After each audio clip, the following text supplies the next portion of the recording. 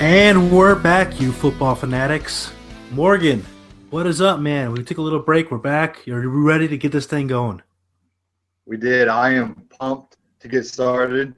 Glad to see your beautiful smiling face on my computer screen. Ready to talk some football, man. Do you like my Real Madrid jersey? Yeah, you need to go ahead and put the Arsenal one on. I wore the Arsenal for episode 1, but we're going to review El Clasico today, so I figured it was fitting.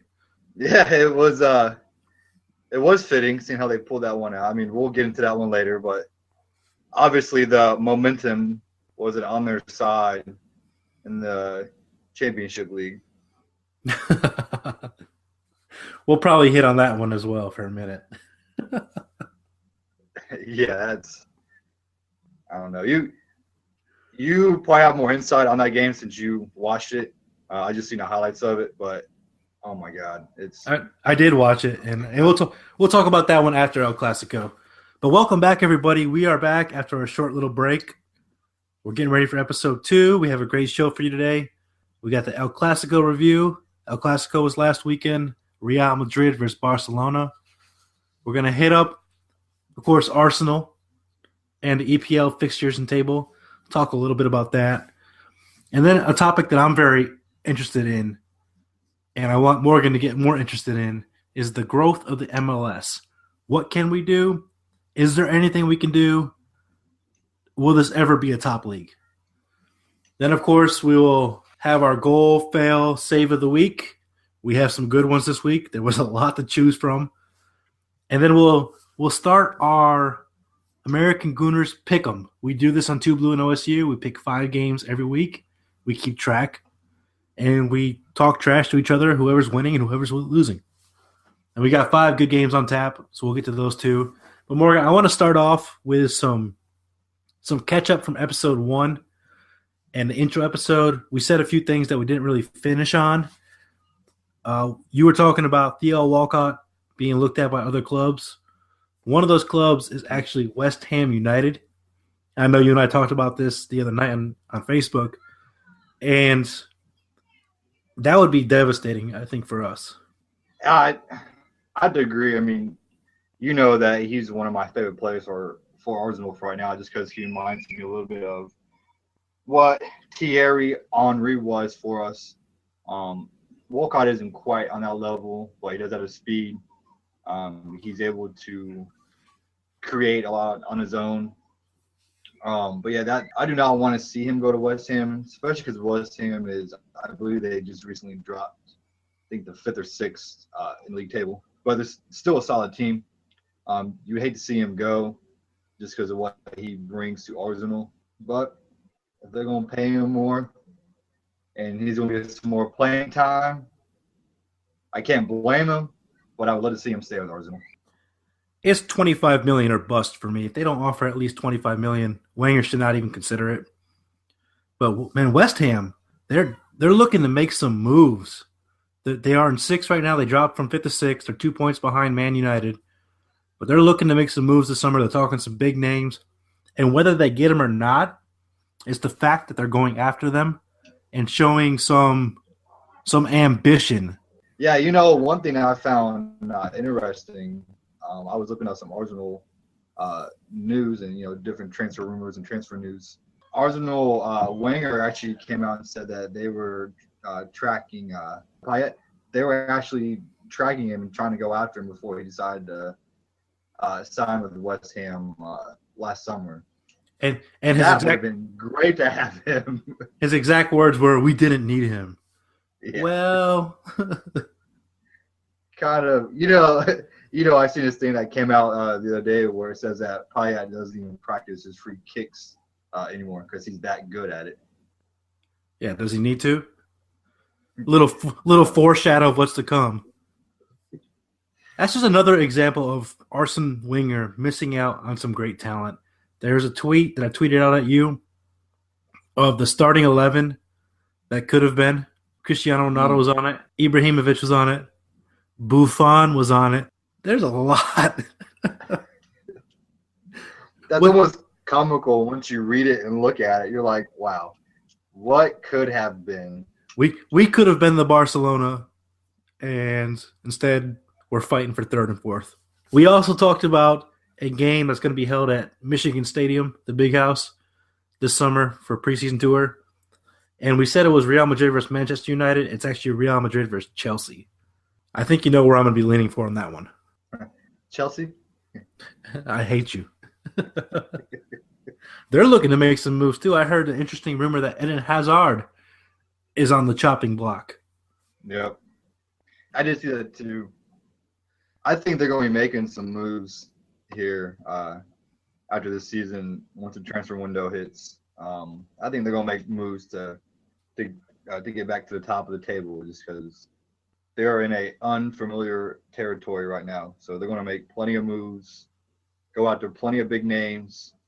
It could not be a good thing that we have to hear Harpster going on and on about it. Hey, if they want to go ahead and have a fire sale, by all means, tear that team apart and enjoy middle of the table. That's all I'm going to say. Hey, I will be happy to get some of their players. I'm not going to lie. I would not mind getting a player or two. I said it last week. I'll say it again. The reason why they struggled at the beginning of the year is because the players did not want to play for Jose Moreno anymore. He's gone. They're playing well. I would not tear that team up. I would not personally. That's just me. No, but I mean, with the new coach coming in, he's already said he has some players in mind that he wants to bring with him. So I foresee plenty of moves there. But yeah, I have to agree. It wasn't the team; it was the coach, which you can see when the coach is a problem. If you want to be a top team in this league, you can't wait around for the season to be over. You can't wait around a year, 2, 3, 4, 5, 6 years like Arsenal has with Arsene Wenger and giving him time and being patient with them. I mean, you have to win now. You can't be content with second, third, fourth place finishes, round of 16 in the Championship League, which once you hit the round of 16, you're playing against other top teams around the world. So if you want to compete with those teams, with the Real Madrid, Barcelona, Bayern Munich, Juventus, you can't just be mediocre in your own league, which is what we are. We're third. I mean, we're content with a third or fourth place finish. To me, that's mediocre. Coming from when I first started watching Arsenal and where they were then to where they are now. It's definitely mediocre for a big club. If you're a big club and you expect to compete in the European stage and for EPL titles, third and fourth every single year, that's bad. That's not good. Maybe I don't know. Maybe that's the team we are now. I don't know. We'll get into that more later. I just wanted to bring up that Chelsea Real Madrid, and we also made a prediction that Norwich would go down. We talked about the table. We'll get into the table again. But Norwich had a dramatic win last week against Newcastle. They're now 4 points clear. I'll ask you again later on, but I just wanted to bring that up at the beginning.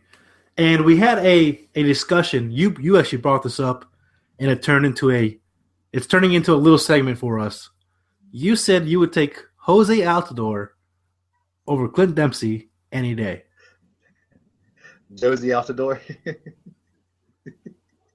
You said Jose Altidore. Oh, did I?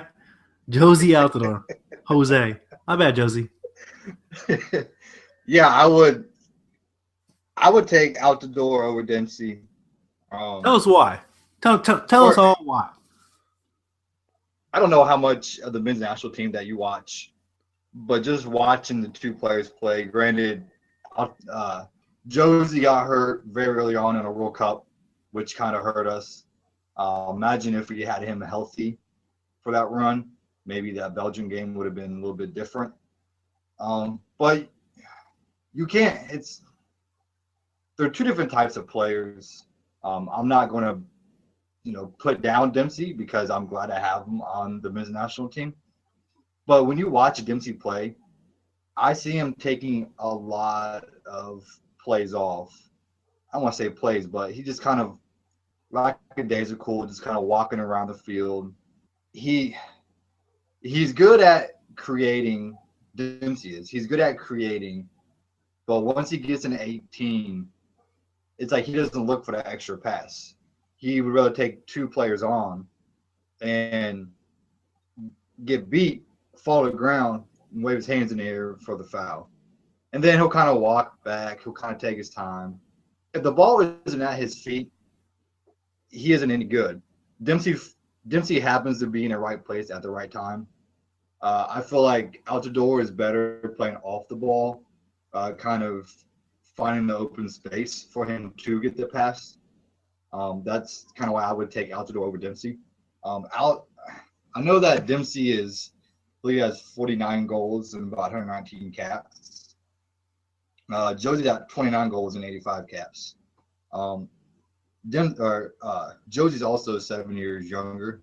So moving on, you would definitely have to go with Josie just because the pace that he's on, he's going to eventually surpass Dempsey, being 7 years younger and kind of having a better, I don't want to call that a goal to cap ratio, I guess you can call it.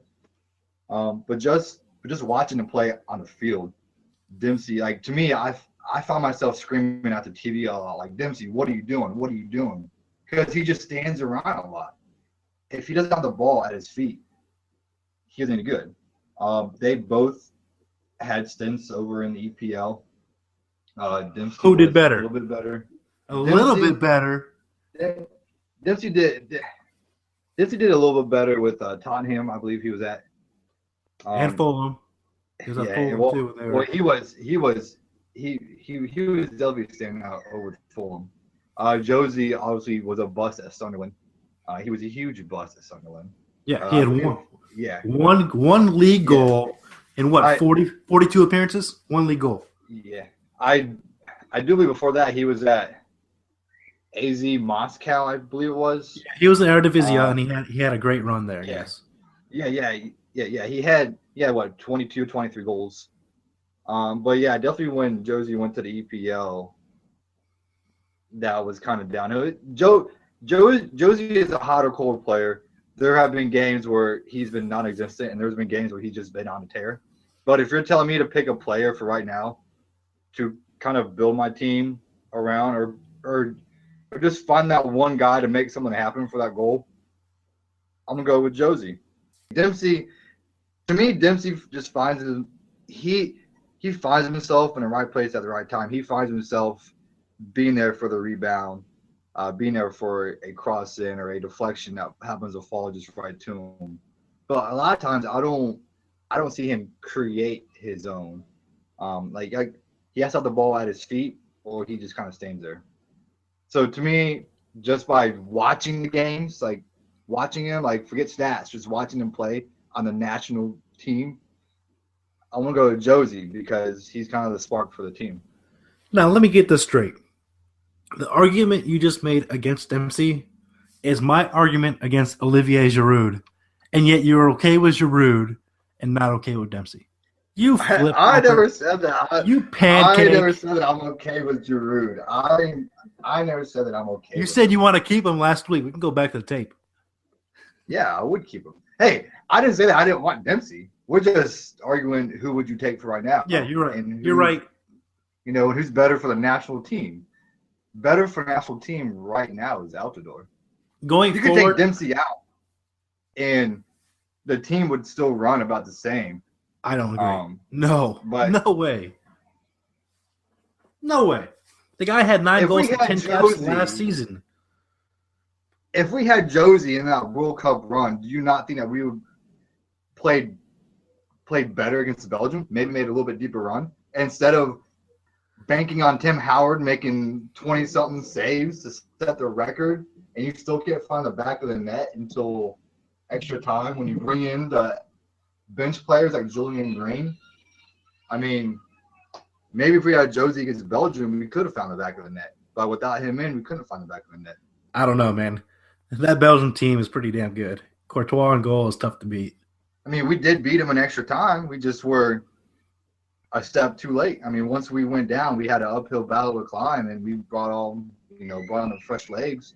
The Julian Green off the bench, and he kind of gave us a spark. But without him and without Altidore, we couldn't find the back of the net. We couldn't even. I mean, we had chances. We weren't finishing. Maybe Josie could have finished. I would agree with you that going forward, obviously, Josie is the man because he's younger. He's got better pace. But if I had to pick one right now to start week in, week out, I'm sticking with a guy who's done it. I'm sticking with a leader. I'm sticking with a guy who knows how to find the back of the net. And again, he had 9 goals and 10 caps last year. That's pretty damn good. It is good. I mean, like I said, Josie has hot and cold streaks. He'll have a streak where he doesn't, a game or two where he's kind of just out there. But then he'll have a 3-4 game run where he's on a tear, which he's been on a tear as of lately. Dempsey doesn't have hot or cold streaks. He just finds himself in the right place at the right time. Which is good.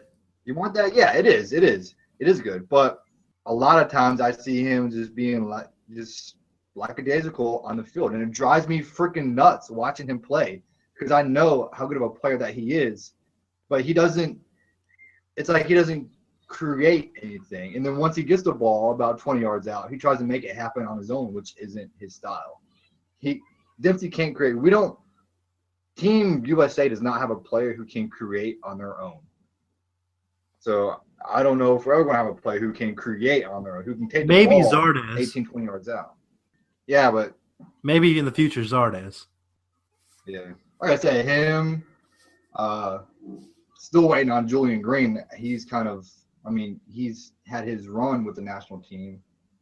Jordan Morris, maybe, but you see what he's doing for the Seattle Sounders. He has yet to record a goal or an assist. He's a rookie, man. It's early. We're early in the season. I know. Well, his first or second game with the national team, he had a goal and was making defenders look silly. So I expect a little better for him, but just like Klinsmann said, you got to be patient with Jordan Morris because you see what we did with Freddie Adu. I mean, not to go off track from what, the Josie and Dempsey, but you see kind of how we treated Freddie Adu. We kind of threw him in everything quick. So maybe we'll have that player. But right now, I mean, I think you can agree too, Dempsey or Josie both aren't that guy to create on their own. No, and you're right. I'm not hating on Jose. I like having both in the squad. But if I had to pick one, I'm going to take the 3-time U.S. Soccer Athlete of the Year, Clint Dempsey. Jose's never been that. No, he hasn't. Like I said, he's got 7 years to make up for it. So, like I say, he's 26. Dempsey's 33. We'll see. What to see? But I mean, just right now, the whole national team as a whole is a mess. It's a mess. You can have them both in the lineup, and it's a mess. Yeah, we're not very good right now. No. Do you know why? I'm because sure you don't have Breck Shea. We don't have Breck Shea in there. You'll get there later. Breck Shea's the man. You can talk about him in a little bit. We'll move on to El Clasico now. Real Madrid took on Barcelona, and Real Madrid won 2-1, even with a man down. Little bragging rights for me. Luis Suarez, he missed. He had an empty netter. Neymar set him up perfectly, and it looked like he just got planted in cement. Didn't even get a foot to it. I didn't see the highlight. I was actually kind of surprised that he didn't get anything on it. He's one of the best strikers in the world, and Neymar gives him the easiest setup he could possibly have, and Suarez just looks like his feet are in cement. It was a hidden to on a silver platter right in front. Like, hey, here. It was like just pass it into the goal and completely mishit it, which could go down as a fail of the week. I don't know if you have that one or not. That'll come later. But I have a different one from the same game, or no, from a Real Madrid game this week, but it's not that one. Yeah, like I said, I was actually surprised. There were a lot of expert analysis, is what you can call them, who were saying that Barcelona was going to win 3-0, 4-0. They were actually really surprised that Real Madrid came out and kind of took this one away from them. They stole it. They stole this one. Yeah. I mean, I think Barcelona is so far ahead in the league that you can go ahead and steal it from them. Yeah. It doesn't mean anything. I mean, I feel like this El Clasico wasn't as amped up as past El Clasicos for the fact that normally these games kind of dictate who finishes first and who finishes second. This one really didn't matter. I mean, Barcelona was running away with the league. Tell you what, Navas kept them in the game. He had some great saves. I don't know if you saw any of them.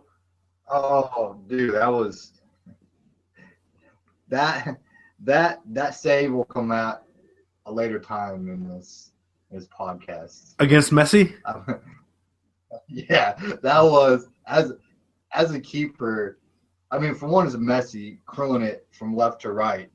It was like a little chip curl, which you don't ever see. It was a chip curl, and it was in the middle of traffic. And as a keeper, it's hard to see when your defenders are right in front of you. They're kind of showing the ball. So at the last second, once you see it floating over, you have to, reaction time kind of kicks in. Your kind of fast twitching muscles kick in there. And it was just an unbelievable save, just stretching out to his left with his right arm. But unfortunately, you know what happened on the corner kick right after that. With PK? Barcelona scored. Yeah, PK got the goal. Pepe got lost in the wash, man, and Suarez gave him a great box out. Pepe couldn't get around Suarez at all. and PK does what PK does. PK is a great aerial threat on corners and set pieces. And he showed it again, put him up 1-0. And Benzema, he ended up tying it up with a great little semi-bicycle kick right in front. But he also had a terrible miss that went about 20 feet over the goal when he had an open shot. Like, no one was marking him, and he just put it up over the goal. And that's one of my things about Benzema. I don't think he's a great finisher. If I had to, we've talked on the Arsenal side about going after Benzema. We've heard his name a couple times.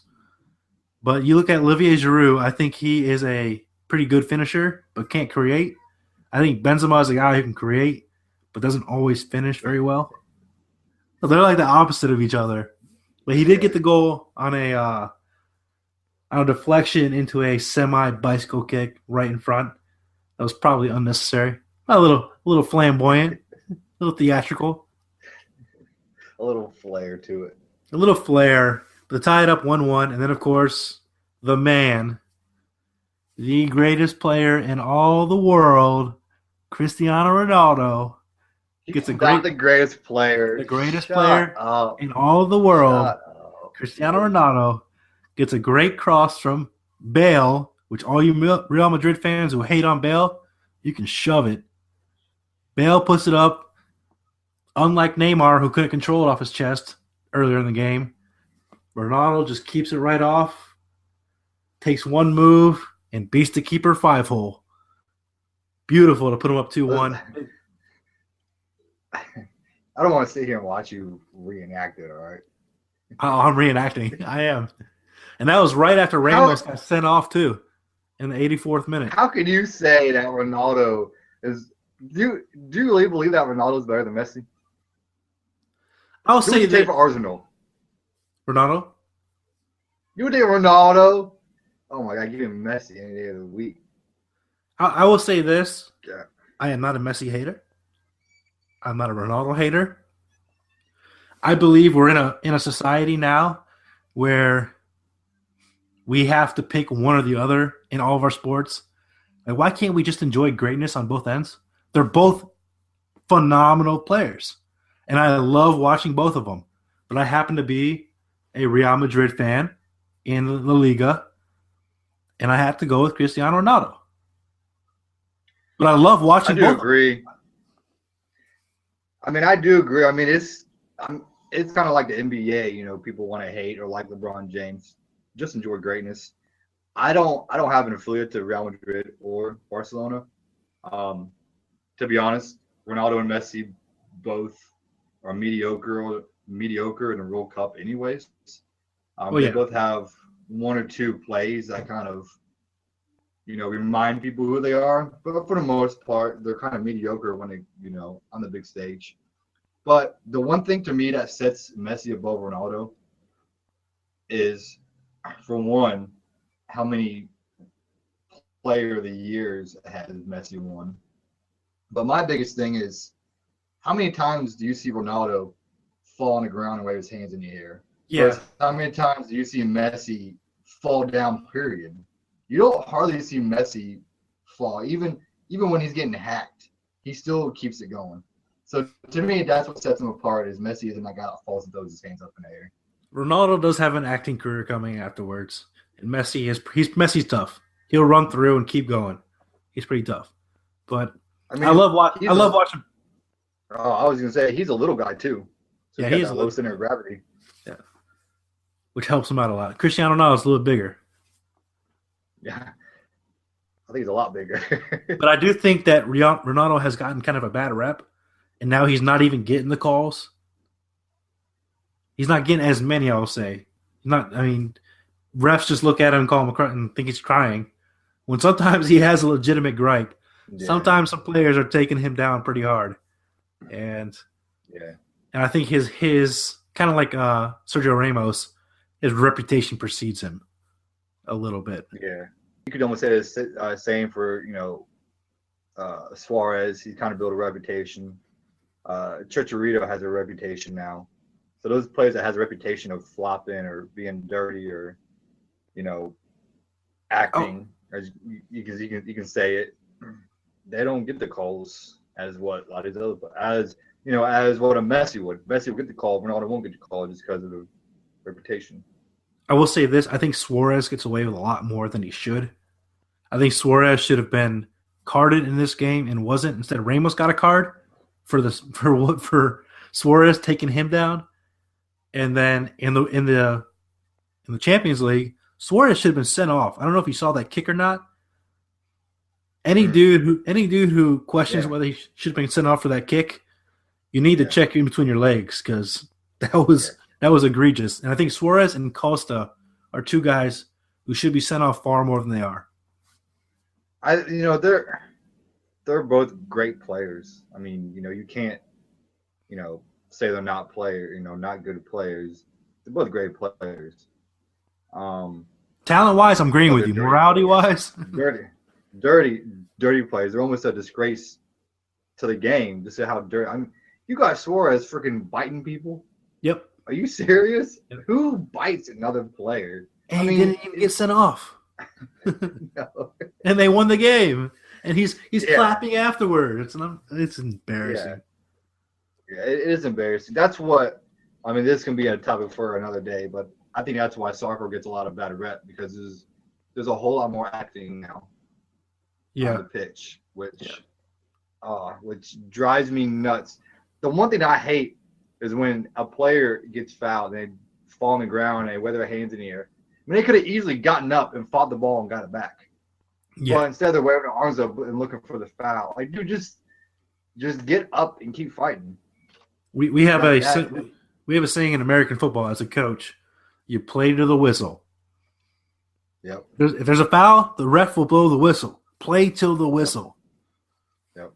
You made reference, and I kind of wrote this down and said, what did El Clasico mean this year? And it was not a whole lot in the grand scheme of things. Real Madrid is still in third. They're still a point behind Atletico Madrid. They're 7 points back of Barcelona. They have no fear of anybody catching them for third. The closest team is 12 points back. It's Villarreal. And then the next closest team is 20 points back, Celta Vigo. So it's pretty much Barcelona's going to win. There's no doubt about that. They're 6 points clear of Atletico. They don't have a hard schedule going forward. They're going to win the Liga. It's pretty much a battle for second right now between Atletico and Real Madrid. And that's pretty much it. I think the one thing that Real Madrid, and they kind of said it coming off the game, was that it's kind of gave them a boost, kind of, build their confidence up a little bit more. But should that team need a boost? Went away quick. No. No, absolutely not. When their bench is probably better than Arsenal, no way. We're talking about Barcelona may have the best three forward in probably the history of the game, a combination of three. But Real Madrid is no Yeah, but slouch. Real Madrid isn't bad neither. No, They're stacked at every position. Yeah. I mean, you go back and forth on who has a better, better forwards. It's kind of back and forth. It just depends on who you like. Really, It depends on who you like. Confidence is one thing that Real Madrid should not be lacking. I don't know if it's because they're not competing for the title. They're currently in third. But when you got the top players in the world, I don't think you need confidence. I could probably call them putting together on the pitch. I could probably call their back four probably the best in the world right now. Maybe Bayern Munich, but it's the battle between those two. You got Martial, you got Pepe, you got Ramos, you got Varane coming off the bench. I think they have a great back four. Navas is a good goalkeeper. I don't know if he's Iker Casillas level, but he's not. He's not bad. We'd take him at Arsenal. I can tell you that much. We will take any one of them at Arsenal. That's true. And the mid, you got Toni Kroos, Luka Modric. That's a good mid. Isco's coming off the bench. You got so many riches there. You should not be in third by that much. This should be a battle. No. And you should not lose to Wolfsburg in the Champions League 2-0. Oh my! Here's some match stats from El Clasico. Barcelona, as usual, controlled possession, but 66 to 34%. Barcelona had 14 shots, 3 on target. Real Madrid had 15, 6 on target. So they definitely shot the ball better, had more opportunities. There were 7 total yellow cards, which isn't a shocker, and Ramos got sent off, continuing his record of El Clasico sent-offs. He is the most red-carded guy in El Clasico history. Congratulations, Sergio Ramos.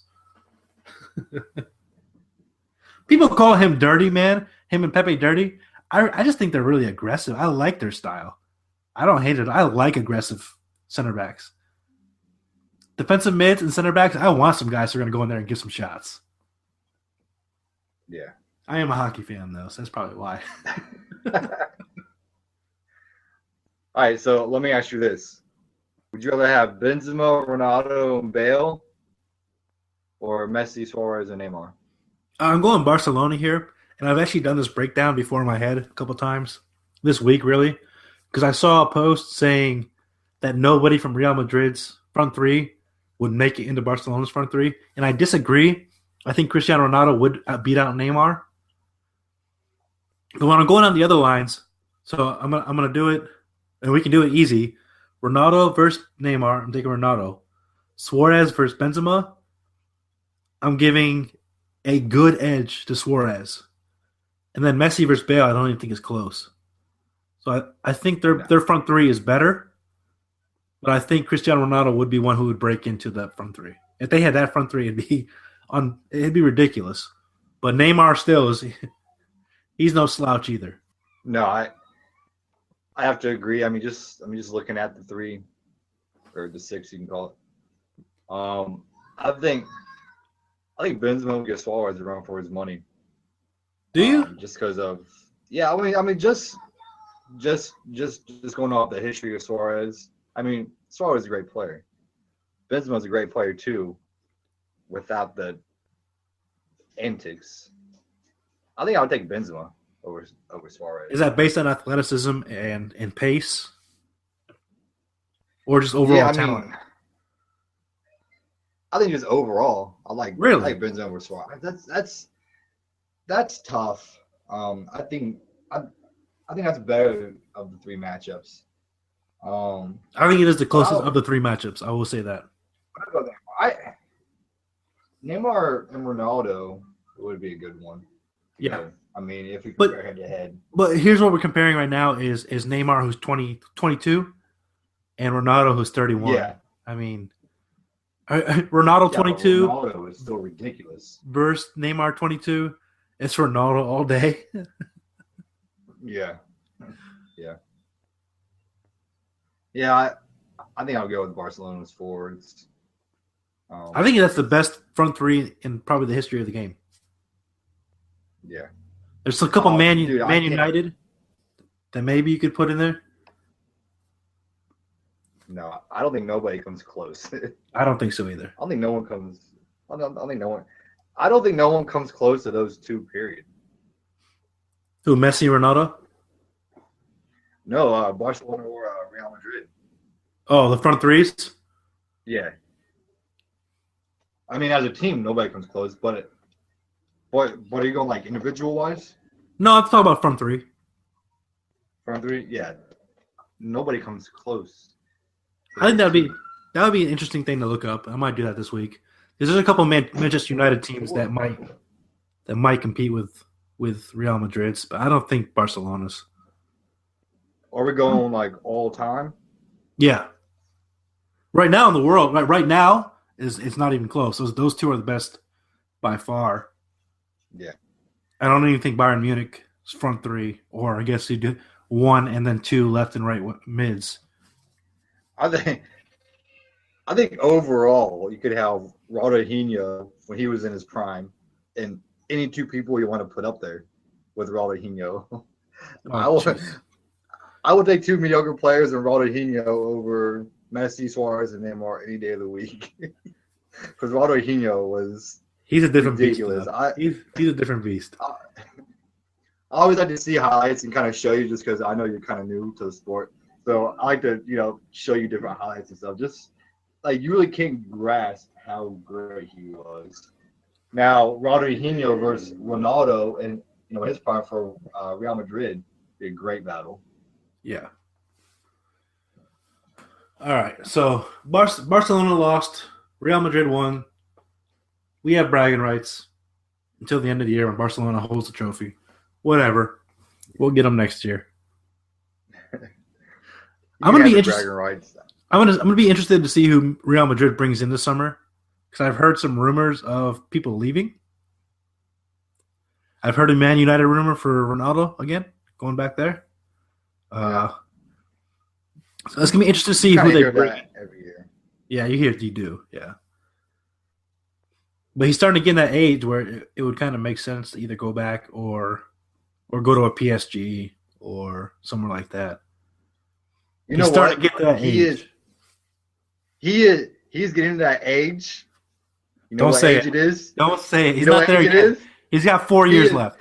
He's getting to the age where he comes to the MLS and just demolishes everybody for 4 years and then retires. He's got 4 years left. That's the age that he's at. 35. 35 is that age. Oh, so 39 and 40 is when it comes to MLS? Yeah. Hey, Ibrahimovic is 34 and he's still playing good. So he's not. He's not. God. Bring him to Arsenal, would you please? But he'll be another main use sign probably. Yeah, it wouldn't break my heart to see him in a Gunners kit. Speaking of the Gunners, let's move on to those clowns who decided to show up this past weekend and play some great football. Yes. Against who? Who they get paid back against? Watford. The team that beat them in the FA Cup. And who played great? In the FA Cup. Alex Iwobi and Alexis Sanchez. We just talked about him in episode 1. I said Iwobi isn't ready for first 11. We were talking about how Sanchez hasn't looked at form. Oh, they only get a goal and assist to each other. They must have listened to our podcast. They're definitely listening because they showed out. Yes. And who got a late time goal? Theo Walcott. Who got a last time goal? Theo Walcott. In the 90th, put him up 4-0. Yeah. Arsenal beat Watford 4-0. Sanchez scored. Iwobi scored. Bellerin got a goal, which I love Bellerin. I think he is our Bale. Bale started off at the right back spot, and they ended up moving him forward. Mm-hmm. Bellerin can go forward, man. He's got skills. Yeah, they say that he's faster than Walcott. Yeah, they call him one of the fastest players in the world. I'm okay with it. He just has to put it all together. I mean, once he puts it all, Well, he's like 20 years together. Old. Oh yeah, he's got. He's 20 and he's playing this good. We have some good young talent. We just don't have anybody to go with him. Yeah, I watched our under 21s today too. Wilshere and Rosicki were in the lineup, coming back off injury, and Surgeon Aberty played well. Bielik, our young defensive mid, had an own goal, unfortunately, but he's 17 or 18 years old. But they won though, right? Yeah, they won 3-1 over Newcastle's under 21. 3-1. Yeah. 3-1. But Wilshere apparently played well, and Rosicki played well. None of them got a goal, but they had some good passes. But back to our Watford game, another player who I called out, who played well, El Nini, our recent January signing, broke the season's record of completed passes at 122. Really? Yep. Completed 122 passes in that game. Wow. He's sitting at a 90% pass completion percentage. Wow. Maybe I'm wrong about him. Maybe I'm wrong about it. I hope I am. But it's Watford. We have West Ham this weekend. It is. He's going to be going against Payet. We'll see. Just don't give up any free kicks between 18 and like 40 yards out because Payet will upper 90 it. Yeah. I thought we played well. I thought we looked pretty good. Ramsey's supposed to come back this week. I hope we stick with that lineup we played with because they played well. Ozil looked good. Coquelin looked good. Welbeck, of course, looks good up front. I think that was a good starting lineup. That was a real good starting lineup that they had. We just need to ride that lineup out. I don't want to see Ramsey back in the starting 11. I like what we have going. Iwobi on the right, Alexis on the left, Welbeck up front, Ozil in the middle, Coquelin and El Nini at our defensive mids.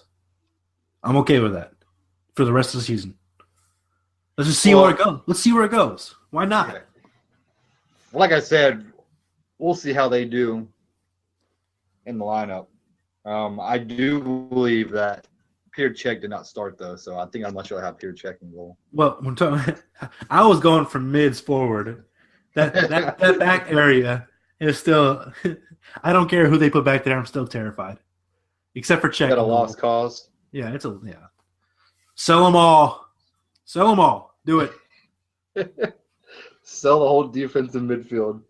Keep Bellerin. Keep the couple young guys. Yeah, keep Iwobi, Ballerine, and Sanchez. And Ozil, please, for the love of God, keep Ozil. I do not want to see him in a Barca uniform, man. Ozil drives me crazy though because he's so good with the ball at his feet, but he passes way too much. I will say this about Amnini and his passing. He can create. We have so much of that now. We have Ozil who can pass. Yeah. We have El Nini. When Cazorla is healthy, he's a great creator. Sanchez can create. Ramsey, when he's not playing like the village idiot, can create. We have so much midfield that can create, and we have nobody who can finish. Well, we had Sanchez for last year, but and he scored this week. He's back. Let's go for it. He's back. Yeah. Well, Welbeck's back. Welbeck's playing well, man. I like Welbeck. Yeah. And I think he's gotten better than last year because last year when I'd watch him, I love his effort, but he kind of reminded me of like a schoolyard kid. You know that kid who comes on the field and just goes and goes and goes. He's that annoying kid on the field. They're just like, calm down, easy, dude. That was Welbeck last year. That's what he reminded me of. Hey, he gives it 110. He does. I can never question that. Him no. and I kind of people might think I'm hating on Wilshere and Ramsey. Ramsey a little bit because I do think he plays like the village idiot. But Wilshere, I think, has great talent. I think he has great potential. But he does that too, and he puts himself in positions to get hurt. You know, we're both coaches, and you hate saying it to a kid, but you get that kid who just goes and goes too much. You're like, you need to ease it back a little bit. You know, usually we're telling kids, pick it up, give 100%, give more effort. He gives too much sometimes. It puts himself in injury positions. Yeah. Especially being in the midfield, we got to kind of pace yourself and being a good spot. You kind of don't want your midfield to go. He gives great effort, but when he goes in those 50-50 balls, he goes all in, and it Yeah. just you just hold your breath every time he does. But I think he's a great talent. I don't hate Wilshere. For people who think that I'm saying sell everybody because I hate them all, I don't. I hope I'm wrong about Elneny. I hope Wilshere comes back healthy if we keep him. I hope Ramsey gets his head out of his ass sometimes. I want us to be good, but there's just so many glaring things that they do that it makes me nervous, and it pisses me off. They don't click at the same time often. When they do click at the same time, you get a 4-0 win over Watford. Well, they but can how beat often anybody. do you see everybody click? Yes, that's what I'm saying. Once they click, you don't have to worry a whole lot about your back four being mediocre because the midfield is controlling the game and the forwards are finishing, which is what you want. Yeah. And when we're clicking, we're the best in the EPL. When we're clicking. Oh yeah. But most of the time we're not, and it leads to us and giving up easy games that we should not be giving up. And we cannot let up this week. West Ham will beat us. No. Yeah. Yeah, they're only I think they're fifth or sixth now. They're in sixth. They're 2 points behind Man U because they drew last week and Man U won. So they flipped and they're 2 points back. But they're right there, man. And they're not far out from a top 4 spot. They're 3 points behind City right now. So they're right there and they're hungry. West Ham wants a top 4 spot because they want to be able to draw those big players in for a Champions League run. Yeah. So we better bring it this week, That's Morgan. If they can play like they did against Watford not too long ago, I think they can do it. But we'll see. We'll see if Wenger tinkers with the lineup. Like you said, we should stick with that lineup. We shouldn't change it up. But knowing Wenger, Ramsey will start. Screw it up. Ramsey will start. He'll screw it up. Yeah. He'll either screw it up or rest players. Yeah. So the rest of the EPL, it was a pretty good week of football. I talked about Norwich. I was watching the Arsenal-Watford game, and as soon as it ended, they flipped over to the Norwich-Newcastle game, which was in extra time. Or not extra time, but stoppage time. And it was 2-2. And as soon as they flipped, Norwich scored an awesome go-ahead goal. That probably could have been a handball call, but they let it play on, which I think is – I prefer that more than the rest controlling the game. And Norwich sealed the win. They won 3-2. Man City and Chelsea both won 4-0. Crystal Palace and West Ham drew at 2-2, even with Payet's efforts. I won't even talk about it yet because it's coming up later. Tottenham-Liverpool was a good match. I was really hoping Liverpool would pull it out. They drew 1-1, but, Harry Kane does what Harry Kane does best. He gets on his foot, turns, and just put it in the back of the net. Just one turn. It touched his foot. He turned. He put it in. 1-1 draw. Harry Kane is so annoying. I hate Tottenham. And Harry Kane pisses me off more than anybody else on the planet. He's such a good finisher. Have him on. I know. That's what I'm saying. You ought to have him on Arsenal. Oh, yeah, hell yeah. He's a great finisher, man. That goal was just – it literally touched his foot. He turns to his – what would that be? His left. Turned to his left and just put it in the net. Effortless. That's what he does. Tottenham got a draw. Yeah, that's true. They're having a great run. Leicester got lucky as hell, but that's what Leicester done all year. Another 1-0 win. They just keep on winning. No pressure. They don't care. They just win. How much does that aggravate you, knowing that we could easily have it for this year and we just freaking Leicester City? When is Leicester City going to – when are the wheels going to fall off? When do the wheels fall off? We talked about that in December. I told you there's no way they keep this pace up, and they keep doing it. And hats off to them, but damn, it pisses me off. We get a 4-0 win. I'm like, all right, we can make up ground here. Nope. And then Leicester pulls one out with Danny Drinkwater. Stop it. Damn you, Danny Drinkwater. Damn you. And then, of course, Man United finished the weekend up with a lucky-ass 1-0 win over Everton. The goal they had, I don't know how it made it through the defense. It was a little cross right in front of the net, and it went in between the defender's legs and just it was ridiculous. It was a complete fluke. Yes, I do hate Man United. Yes, I am biased. But if you watch the replays, it was a fluke goal and a fluke win. But they won it. There wasn't a whole lot of change in the table. We talked about West Ham and Man United flipping. Norwich is up 4 points now, but they're still a game ahead. They got 6 left. Newcastle and Sunderland both have 7 left. So it could be a 1-point lead. It could be a 3-point lead, or still could stay at 4, depending on what Newcastle does. There wasn't a whole lot of flips, man. We still got Leicester up at first with 69 points. Tottenham 7 back with 62. Arsenal's at third at 58, but they're a game behind. We got 7 left. Both of them have 6 left. So we can make up some ground, especially on Tottenham, and get that second spot. I think at this point, though, you just hope for a top 4 finish. I mean, Morgan, if we blow a top 4 finish right now, with the way City and Man U and West Ham are playing, if we blow this lead, if Wenger does not get fired, I will lose my shit. he won't get fired. I mean, City's only 4 points back, and Man U's only 5 points back. Yeah, but they're not playing good football.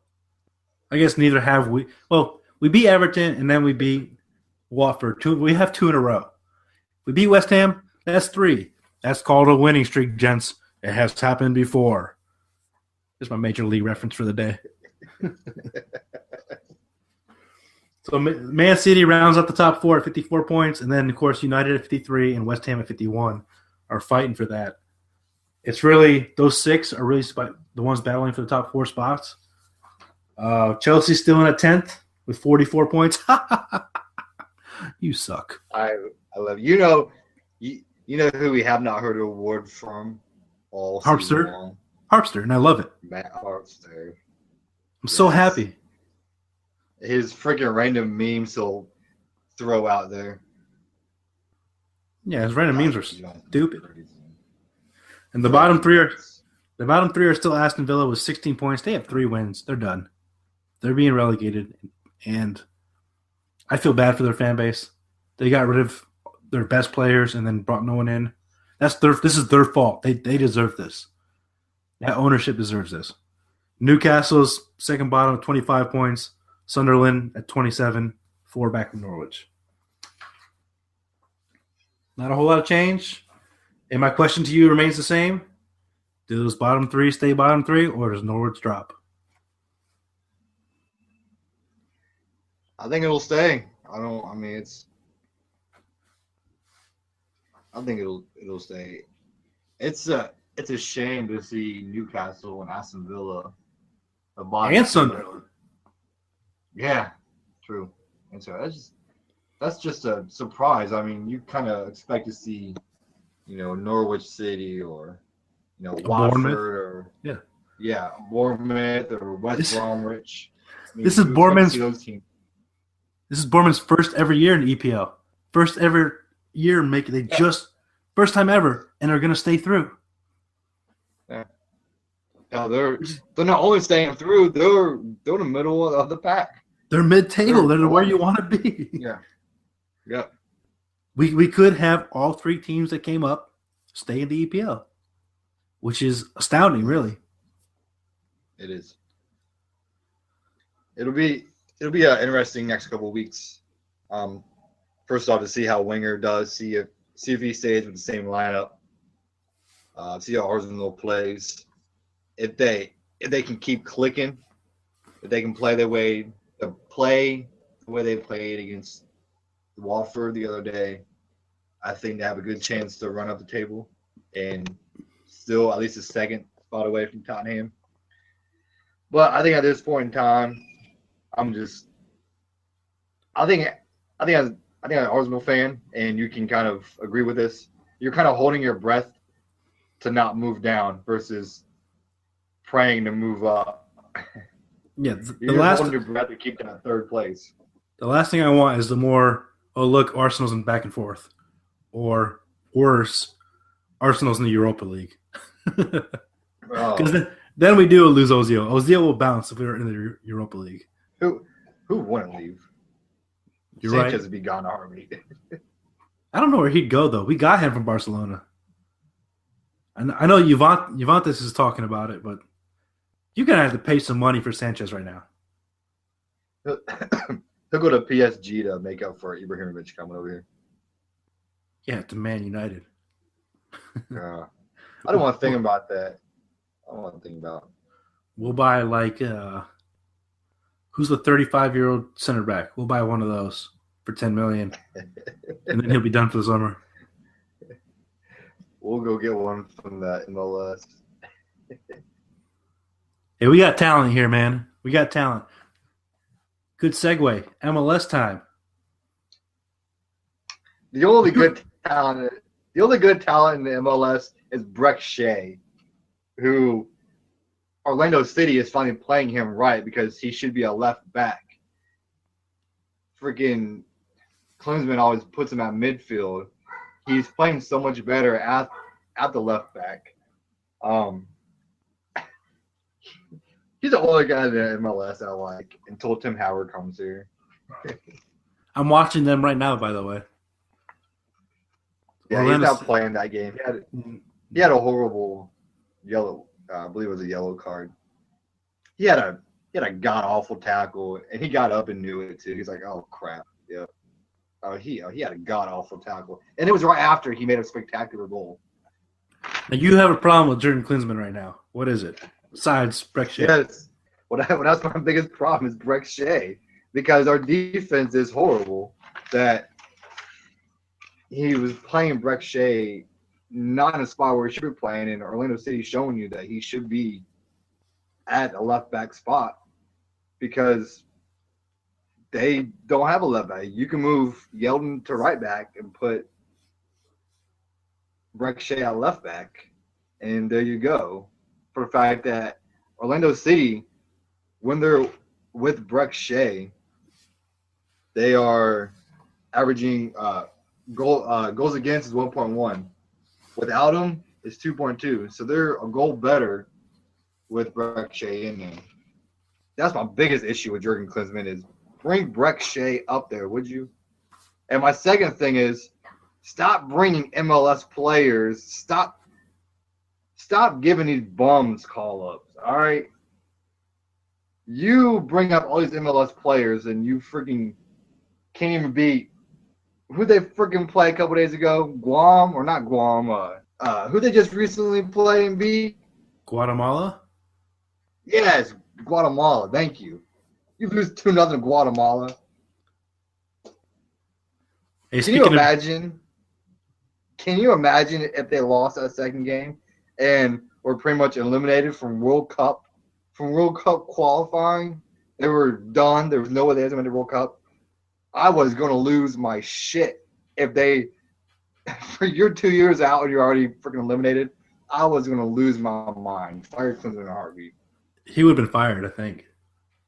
Oh, he was almost fired after the tuna. You should – that was their freaking first loss is Guatemala. And forever.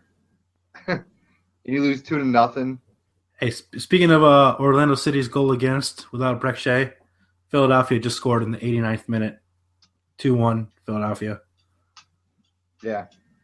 So, see, there you go. They have a win per percentage of 42.9 with them. They're 29.4 without him. Well, that's about to go down a little bit. Jurgen Klinsmann, you better be paying attention and give Breck Shea his call-up back. Because every time and my buddy Chris will tell you, I used to brag about Breck Shea. I'm like, dude, Breck Shea's the man. Bring him on. They would bring him on. It was like an extra spark to the whole team. It was like he brought life to that team when they were dead.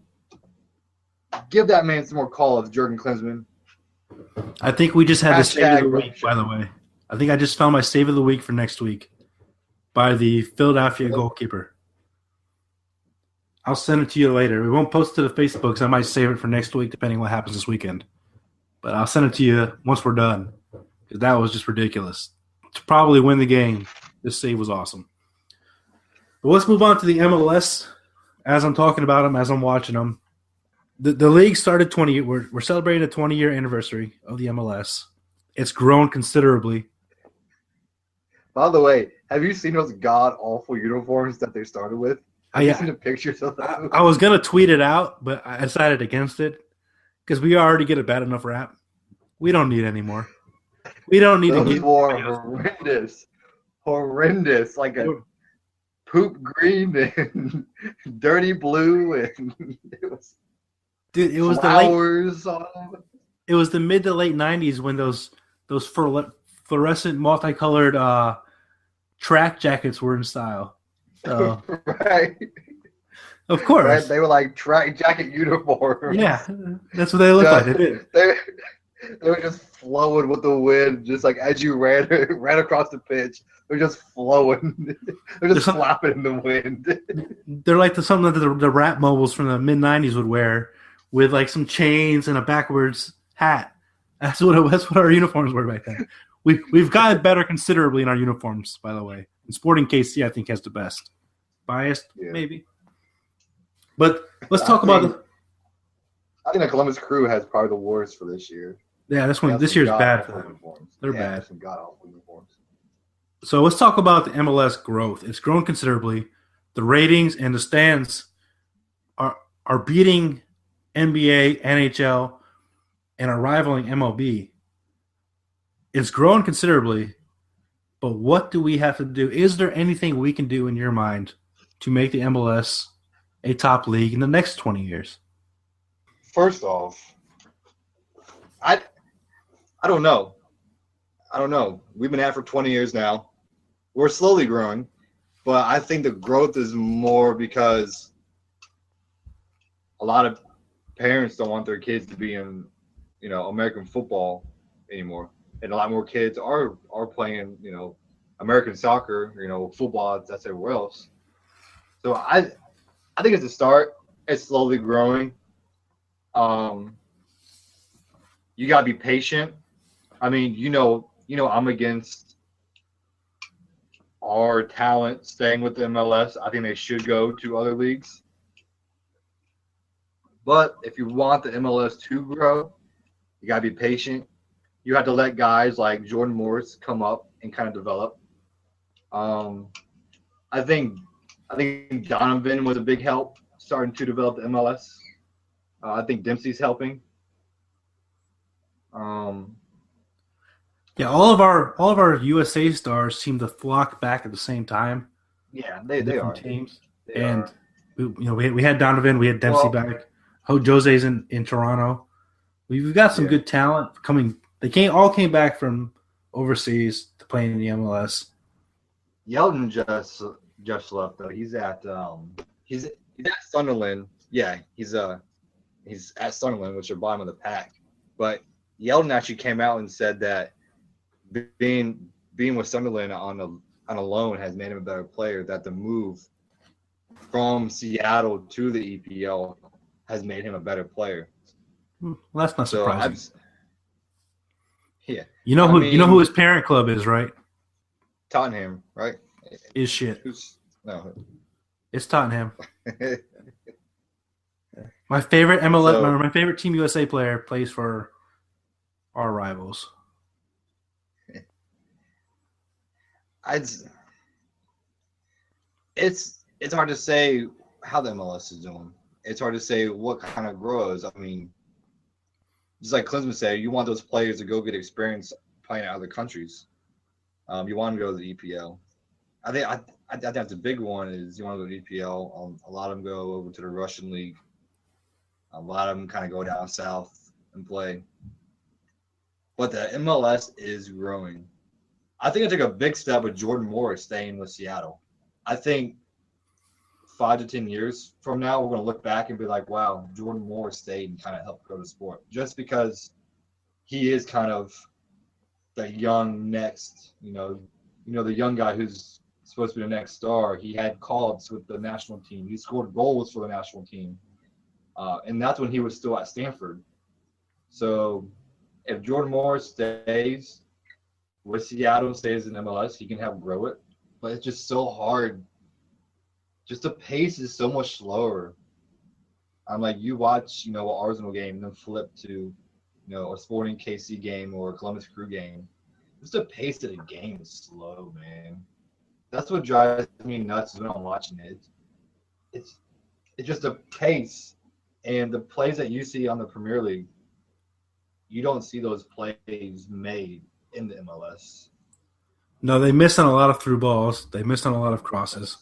There's some runs. There's a lot of runs. I was just watching the Philadelphia game, and there were a lot of runs where in the EPL they would have tried to hit that pass, and the guy didn't even attempt it. He didn't see it. Yeah. So they miss out on a lot of things in the MLS. You see, and that kind of follows them to the national team too, though, because you watch the national team play, and you see those same exact plays happen.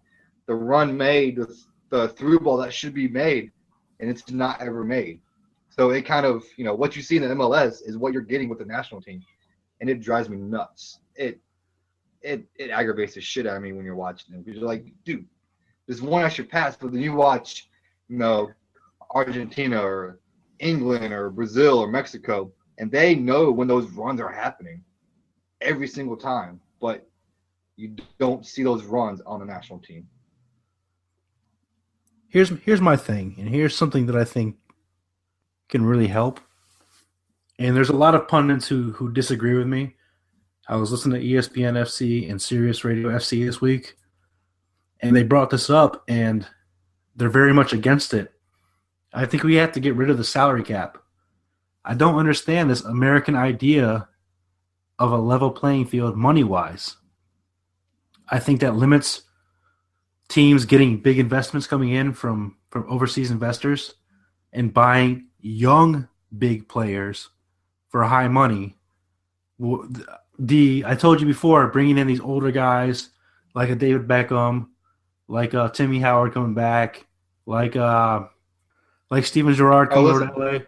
I think those things help right now because it gets people excited to watch, but it's going to take younger big name players to come. But you have to have money to do that. And with a salary cap, we're hindering that growth. We're hindering – let's face it.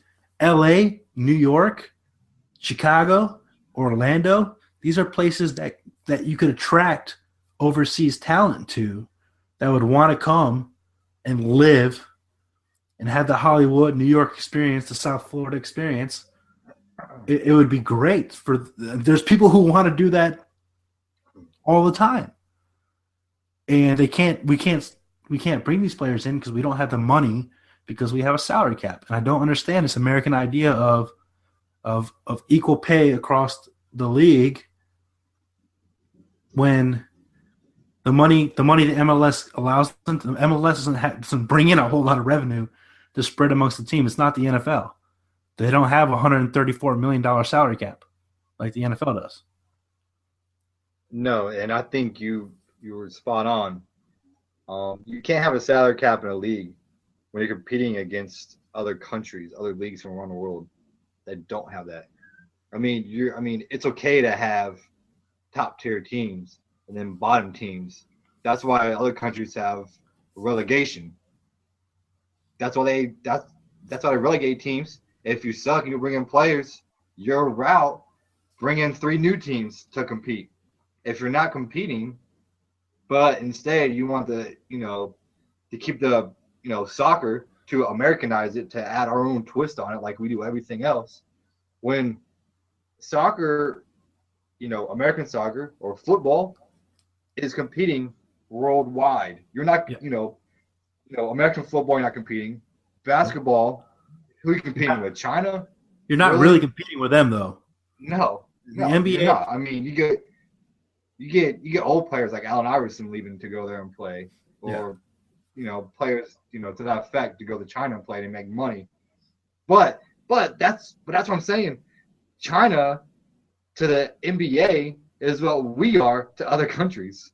The old players that reach a tail end that want to keep it moving go from other countries here to play.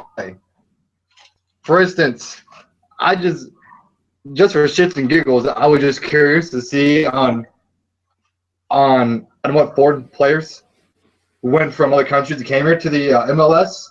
Didier Drogba, Tim Cahill, David Beckham, Ashley Cole, Steven Gerrard, Thierry Henry, which I was glad to see him come here because I love him. Pirlo plays for NYC. Robbie Keane, Kaká, Patrick Vieira, the great Arsenal player, now the coach of NYC, and David Villa. Those are just some top names that just kind of stuck out to me. There's a whole list of players that are on the tail end that came over here. So everyone gets so excited to see these big name players come to MLS from other countries to play, but it drives me nuts because it's not helping grow the MLS. Because those players coming here, they aren't helping the men's national team. They aren't helping grow the young talent and grow the MLS as a sport. They're just coming here to kind of add a couple years to their lifespan. So I love seeing those players come here just because it gives us a chance to watch them play. But at the same time, I hate it because it's not helping us. I mean, I don't know what part of Steven Gerrard coming here helps us. I think it helps a little bit. I think it helps sell tickets, which brings in more revenue. You know, the Liverpool fans from the United States want to see Gerrard in action. When Thierry Henry was here, Arsenal fans wanted to see him live. I think it helps bring a little revenue, but it's not sustainable. It's not going to make us a great league. I think it's a short-term fix. But again, we need to bring in younger, better players because we're not producing them. Other countries are producing them, and you hit it nail on the coffin. We're competing with every other league that does not have a salary cap. And you look at teams like Manchester United when they go out and they spend $234 million. What does Chelsea, Man City? What do they automatically do? They go, "Oh shit, we got to go spend too. We got to get these guys in." And both those teams were benefited by outside investors coming in and bringing big money into the club. Man City and Chelsea were City was mediocre, was terrible. Chelsea was average, and now they're two of the best in the league. Usually, Chelsea's a little off this year, but they just won last year. But because big money investors came in, dropped money into the club, and now they're competing on a worldwide stage. We don't get that here because we have a salary cap, and I am totally against it. The NFL, it works. Major League Baseball, it works. NHL, it works. And NBA, it works because they're the biggest leagues in those sports, and they're not competing with anybody, like you said. You can do that in those leagues because they're not competing. Soccer, we're competing worldwide, and we can't do that. We just can't. Another thing that drives me crazy is like the All-Star game. When you have your best players from the MLS coming together to play against Man U, Chelsea, Bayern Munich, Tottenham, West Ham, this year Arsenal, what's that saying for your league? You're like, oh, let's get our best players together to play Arsenal, who may or may not play at full strength. They may bring up some young guys to play. That drives me nuts. The All-Star game is the MLS in a nutshell. Hey, let's put our best players against a club team. What? Why? Yeah, that's pretty Why? bad. Why? Let's take our best team against one of them and see how they do. Yeah. LA, Seattle, Sporting, somebody like the Columbus Crew, Portland. Let's see how they do. Yes, let's put the Premier League let's make an all-star team for the Premier League and see how they do against, Columbus or Sporting KC. How well do you think that's going to go? We'd lose, but I think it would help them compete. We'd get demolished. We demolished. Are you serious? If you take Columbus Crew to play All-Star League with the Premier League, we would lose. Hell yeah, we would lose. We would get demolished. It might be 12. Close. It might be 12-0. I think we can hold them to 12. I think 12-0. I mean, 12-0 at halftime. I think we can. What are you I think we talking can hold about? on to 2 touchdowns. God. You made a great point, though, and it's going to lead me to my next point. My segue into my next point is instead of bringing all these European teams over here for preseason tours, we should start sending MLS teams overseas during our preseason tours to Europe. Maybe not the EPL or Bundesliga yet. Maybe against like Eredivisie teams or Belgian teams, and start having MLS showcased worldwide instead of always bringing their teams over here where we get to see them, but no one really see our MLS. Start sending MLS teams over preseason games against lower leagues teams and start competing that way. Start getting MLS out there. Maybe Seattle wins a game in the Eredivisie and Netherlands teams are like, all right, they're not that bad. Netherlands fans are like, they're not that bad. Let's check them out. Let's watch these guys.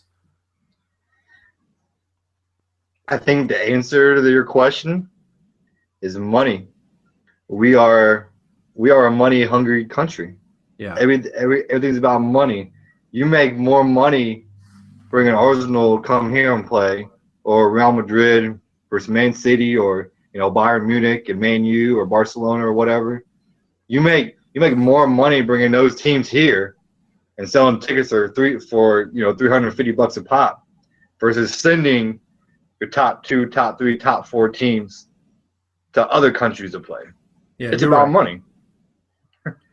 You're right, and that's upsetting, but I'm talking about growth. I think that would help. It grow. is, yeah. I don't know. Yeah, which I don't know if Don Garber, which by the way, there's no relation that I know of between me and the commissioner for soccer. But I don't know if he's ever thought about that or what his thoughts are.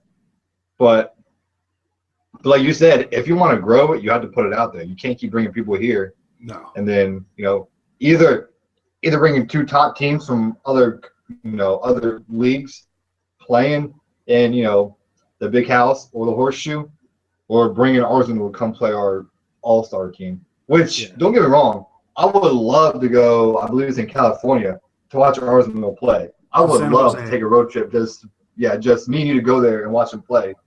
But in reality, I mean, that's the MLS. We'd be there to see. We'd be there to see Arsenal. We wouldn't be there to see the MLS All Stars. Yeah, no. I could care less about the MLS All Star team. I'll go there in my Arsenal gear and see the Arsenal fans and sing my Arsenal chants and root for Arsenal to beat the American All Star League. Is what they are. I mean, all right, so which before we move on, if you break down the lineup for the All-Star teams in the past, half of them are foreign players anyways. Half of them are the Gerards and the Gerards and Drogbas and all those players that come over, the Beckhams and Henri. I mean that's half our All-Star teams. Kaka was in the honors team. Yeah. So it's rarely Americans. You're right. And my last point, and there's a lot more that I could talk about, but I think these are the main points for me are getting rid of the salary cap, starting to go overseas more, and I think every team needs to have their own stadium. I live in the Kansas City area, and I go to Sporting Park all the time. And it's an amazing atmosphere. I love going to the games because the atmosphere is a football atmosphere. It's chanting, it's flags, it's rival fans behind us, and we're cussing at them, and they're cussing at us, and we're yelling back and forth. It's a great atmosphere in a soccer stadium or a football stadium. And then you have teams that New England plays at Gillette Stadium.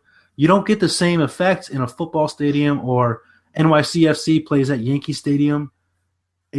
You got to have your own stadiums where your fans can feel passionate about and get behind. And I love going to Sporting Park. I love driving by Sporting Park and just seeing it. It gets my freaking blood flowing. I'm pumped up for sporting games. And not everybody gets that. And we need to have that kind of fan pride like Arsenal does at the Emirates, like Tottenham does at White Hart Lane, Man U at Old Trafford. And I'm not saying we're going to be there right away. You got to build a history behind it. But we're never going to have a history behind it if we don't build these stadiums for these teams, for these clubs, and get them into the fans to get excited about their park, their stadium. I think once the MLS gets a lot more revenue coming in, that'll be in the future. But I don't know. I think it's all about money. That's why we don't send teams over to other countries to play. That's why it's easier to have teams like NYCFC playing at Yankee Stadium. It's just easier and less money. Plus, NYCFC is owned by the Man City owners, so they have some money coming in. They're going to be the plans for their new stadium is brilliant, but until they get there, they're playing in a baseball park, and it's not very fun to watch. It's not the same with Orlando City too, right? They don't have their own stadium, but I think because that's who David Beckham owns, right? That's David Beckham's team. Yeah. So, and I know he has this huge, elaborate plan for this spectacular stadium, but he doesn't have people to back him up yet. So, the last I heard, he's still working on it. He'll get those backers. I guarantee David Beckham will get backers for his stadium. Those are my main points of where I think we can grow. I still think we're a ways away from being a top league, but I enjoy it now. I don't look at the MLS in a bad way. It's obviously not the EPL. It's not Bundesliga. It's not Serie A. But we also don't have that history behind us. I mean, you got to develop a history. Yeah. We're 100 years behind these clubs.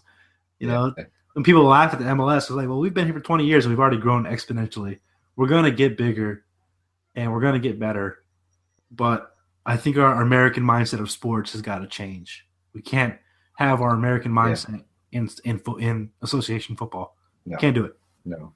You have to get rid of salary cap because you're competing worldwide. You want to bring in these players like even if you want to bring in a Jamie Vardy, you can't.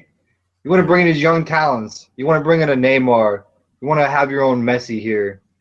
You know, you want to bring these young talent. You want to have your Sanchez here. But instead, you're stuck with Kaká and Drogba. Yeah. All right. So before we move on from that one now, before we move on to our goal and save of the week, we were talking about the EPL tables and who's going down. Let's just mention who might come up. Right now, Burnley and Middlesbrough are 1 and 2 in the Champions League or Championship standings. So they might be coming up. And the 4, the Football League Championship, they do a little 4-team playoff for the third team coming up. Right now is Brighton, Hull City, who was in the EPL, Sheffield Wednesday, and Derby County are those 4 teams. QPR, who was in the EPL last year, is at 11th. You have Reading, who was up a little bit ago, is in 13th. Poor Leeds United, who has a storied history, is at 15th. And Fulham, who we mentioned earlier and was in the EPL for a while, is goal differentials away from relegation. Wow. Yeah. It wasn't that long ago. Dempsey was a star for him. And now they're looking to go down another division if they don't pull it out. But Burnley, Middlesbrough, and probably Brighton has 75 points.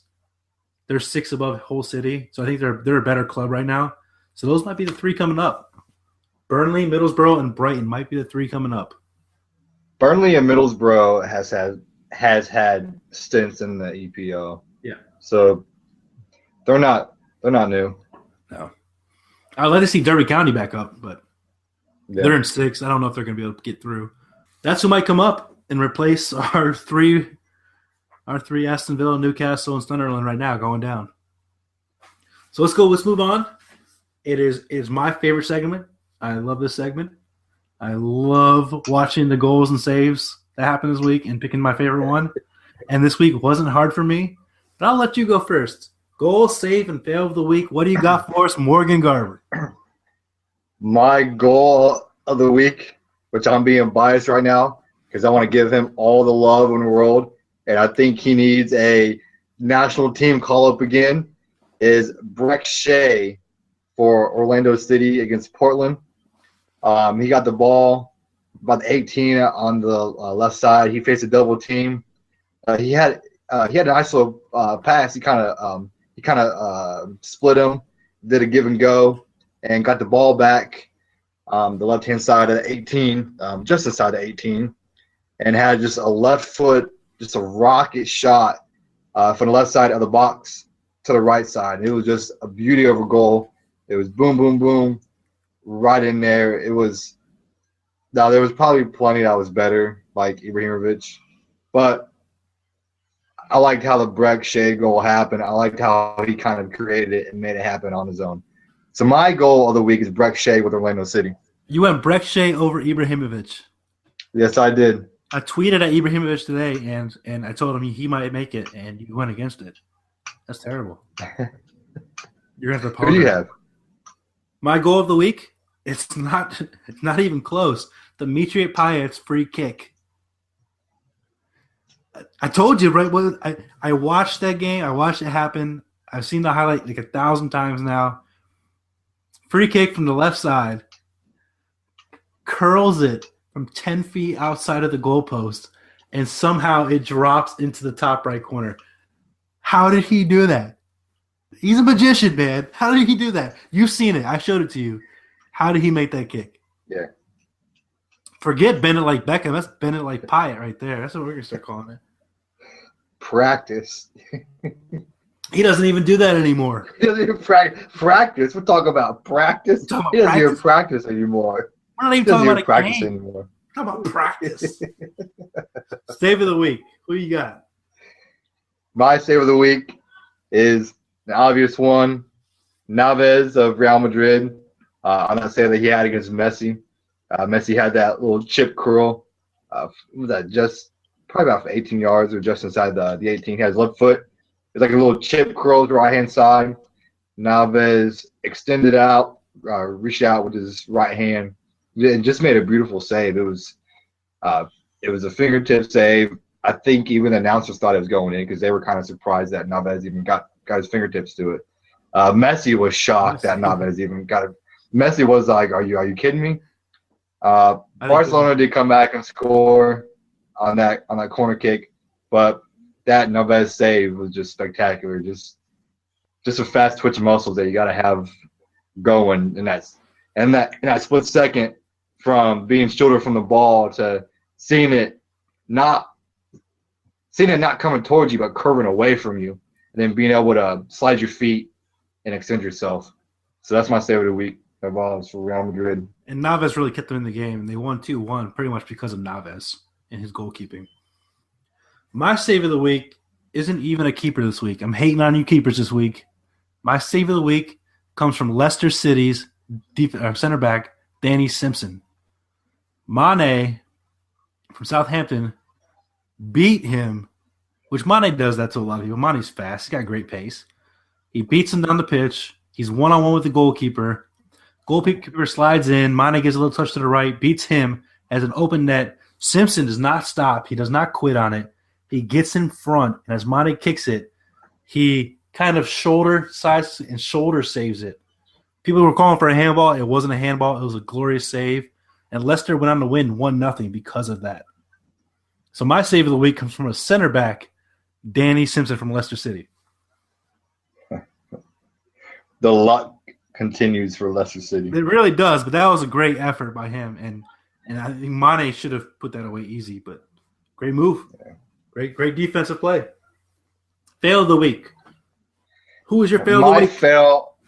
My fail of the week, I actually just seen it today. I had someone else down, but I just seen it today. Michael Roche of AS Tafana. It's a team in Tahiti. The right back was doing throw in. He threw the ball back to Roche. And I don't know what he did. He got the ball on the right side of the box. And then as the ball was rolling, he tried to kick it across the 18 to the other side, which rule number 1, you don't kick the ball in front of the goal. You never do that. You never cross the ball in front of the goal. And he miskicked it, curved it into his own goal. How do you curve the ball into your own goal when you're on the touchline? He was almost standing on the touchline. He miskicked it, and it curved in to the goal. I was like, how's that even possible? I'm gonna go out there on the pitch and try that and see if I can do it, because it was just, how does a keeper curl the ball into his own goal? You're so big on these keeper that's fails. mine. Yeah. Oh, because see, that's one thing that I can say is I've never had a bad keeper fail. So when I see these keeper fails, I'm like, what are you doing? I wish I could see highlights from you in goal. I want to see game tape of Morgan in goal so I can find a fail. I will find something for you, dude. I don't want to brag, but I was pretty good. Oh jeez. I'm not gonna lie. I will find you people to back me up. I will want to find see game tape. teammates. I'm a coach. I believe the tape. Go to the tape.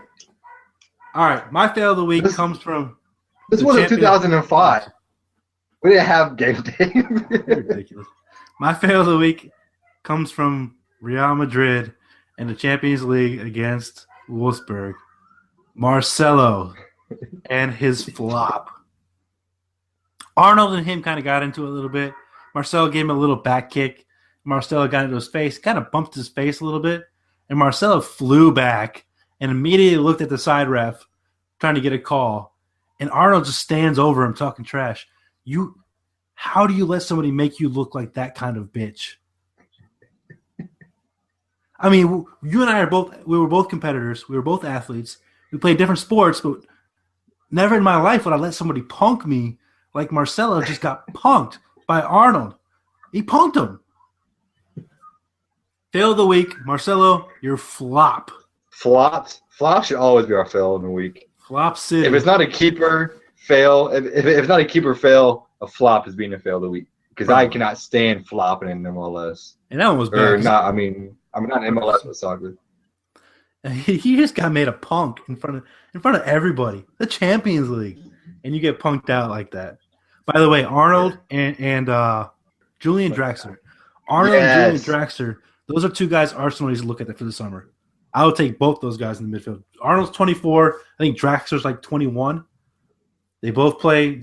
Arnold's more in the center. Draxler can play the cam or left. And they're both phenomenal young players. And they both manhandled Real Madrid. If you can manhandle Real Madrid, I'll take you at Arsenal. Oh, yeah. Spend that money. We've been saying that for years now. Yeah, we have been. Week 1 of Pick'em time for the American Gooners Podcast. We do this at Two Blue and OSU. Those of you who listen to that know how it works. We pick 5 games. We pick the winners. Bragging rights to the one who gets the most right. Our 5 games this week. We'll start off with Arsenal versus West Ham. Morgan, what you got? Arsenal. I picked Arsenal too. I can't go against them, especially when they have to win. They have to win, yeah. And we looked good the last 2 EPL games, so I'm going to stick with us. I would like to see our starting 11 first before I make this pick to see if Wenger stays with our starting 11 we should have. But I'll go with Arsenal. I'll take my fan pick. Second game, AC Milan coming out of Serie A. AC Milan versus Juventus. I'll go with AC Milan. You're going to take the former champion over the now powerhouse. No, yeah. Yeah, you're sticking with it? All right. Now, you know AC Milan is my team from Serie A. That's my squad. I love them. Are you going against them? I have my El Shaarawy jersey, even though he's not on loan. But I have my El Shaarawy jersey. But yeah, I'm picking Juventus. They're the best team in Serie A. They're one of the best teams in the world. Juventus is going to win. Going back to the EPL, Manchester United versus Tottenham. Is there more game where you wish both teams could lose? Yeah. I don't even want to make a pick. Who you got, though? This is like on our Two Blue and OSU when you guys throwing something with Michigan. And I'm like, God, I cannot pick Michigan for the life of me. That's how it is with like Man U for right now, because my hatred for Man U is up there with Michigan in Mexico. See, but the thing is though that we need Tottenham to lose. Yeah. So I want Man U to win. You know what? I'll go with Man U. We need Tottenham to lose, and we need to win. Because if we lose and Man U wins, that's just one step closer to knocking us out of top 4.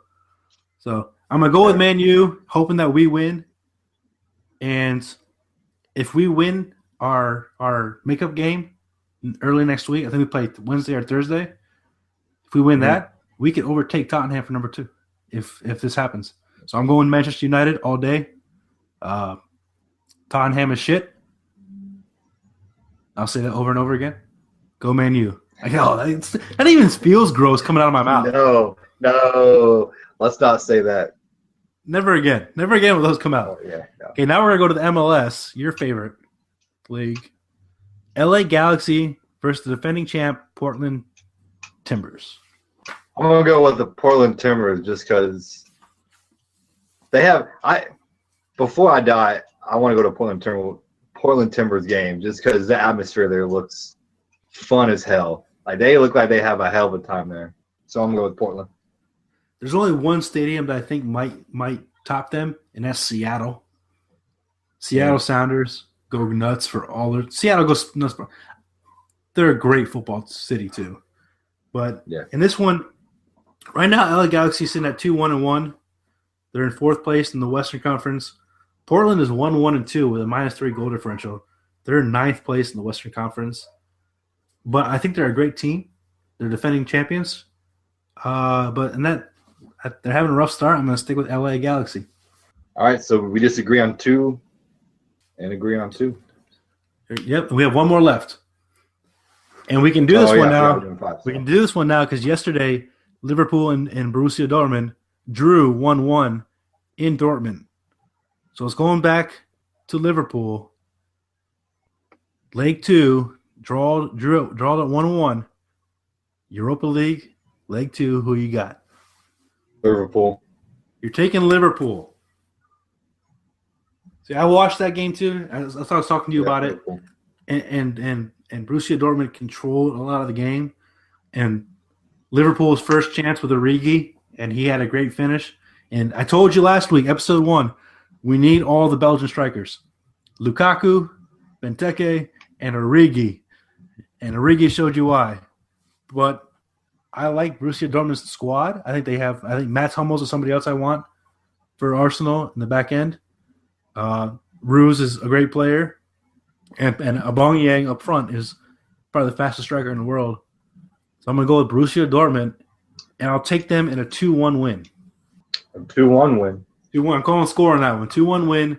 I'll go 1-0 Liverpool. 1-0 Liverpool? Okay. All right. Yep. So that's our show for this week. It was a lot of fun. We thank you for listening. Morgan, had a blast with you as always. We'll be back on Sunday for our Two Blue and OSU, where we're going to talk about wage discrimination. We would have done it here, but I think it's bigger than just soccer or football. I think it's sports wide. I think this is a big deal. So we're going to talk about that on Two Blue and OSU. So we'll do that on Sunday, and we'll be back with the American Gooners next Friday.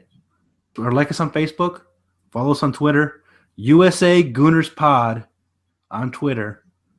I'm tweeting out all day long on that one. I got us going. Hashtag Brett Shea. Hashtag Alex Iwobi shutting me up. Alex Iwobi is the man. I'm getting a Iwobi jersey now. Iwobi, you're my man now. Keep it going. Thank you all for listening. That's it. Let's go Gunners. Let's go Gunners over West Ham. Have a good night.